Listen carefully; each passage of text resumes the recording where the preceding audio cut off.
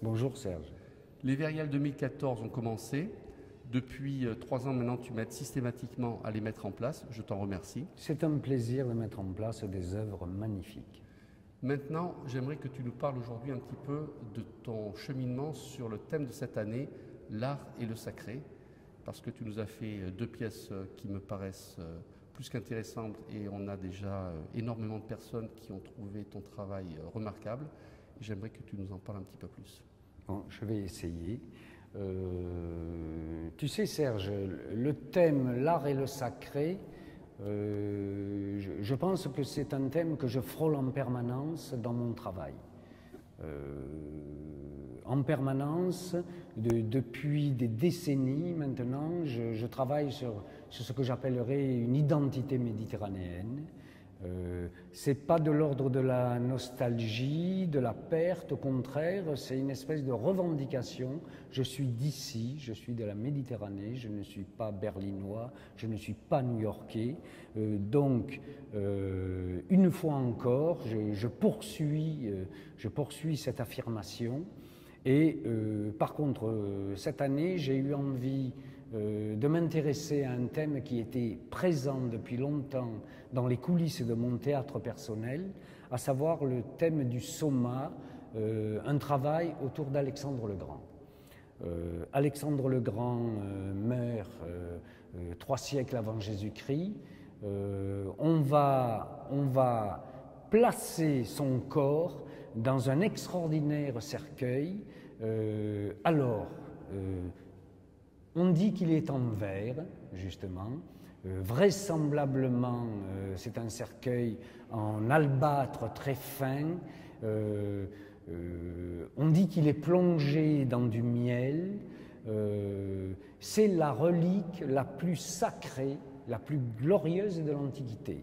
Les empereurs romains viendront à Alexandrie, voudront voir Alexandre, ils en profiteront pour voler des accessoires du corps d'Alexandre, ses bijoux, etc. Au IVe siècle après Jésus-Christ, l'Égypte est devenue chrétienne. Il y a des troubles intenses. On veut absolument idéologiquement effacer l'héritage antique.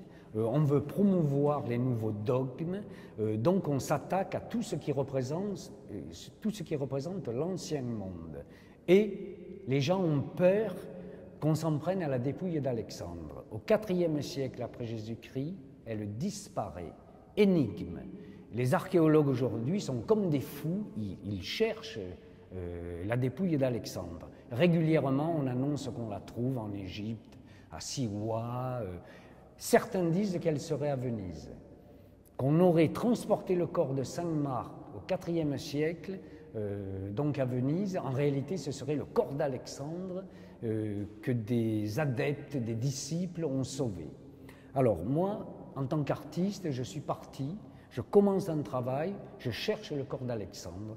Donc c'est un cycle sur Alexandre le Grand, sur le soma, soma signifiant le corps en grec. Évidemment, le corps perdu, le corps disparu.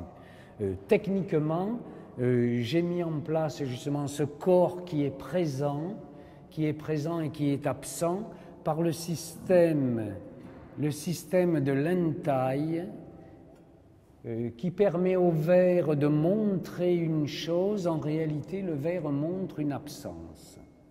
Donc je m'appuie aussi sur les possibilités de ce médium pour asseoir le propos. En même temps, j'ai envie de dire qu'on va retrouver dans ce cycle d'Alexandre la présence du bleu. C'est à la fois, je ne suis pas un coloriste, je suis un symboliste dans mon approche des couleurs. Le bleu, oui, c'est la mer, c'est la Méditerranée, mais c'est d'abord l'abîme et c'est la cime.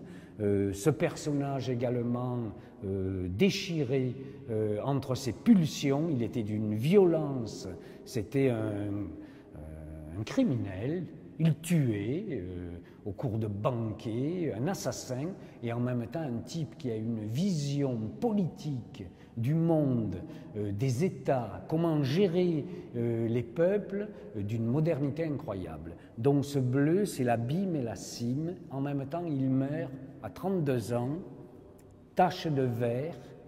Le verre, c'est le printemps, c'est la jeunesse. Il meurt dans le printemps de sa vie. Et peut-être que ce travail que je commence sur Alexandre le Grand, c'est peut-être dire aussi, c'est la mort de la jeunesse. La mort de la jeunesse, la mort de ma propre jeunesse aussi. Voilà. Je profite d'Alexandre pour aussi dire des choses sur moi-même, discrètement. Raymond, je te remercie et puis on se dit à l'année prochaine. Avec joie.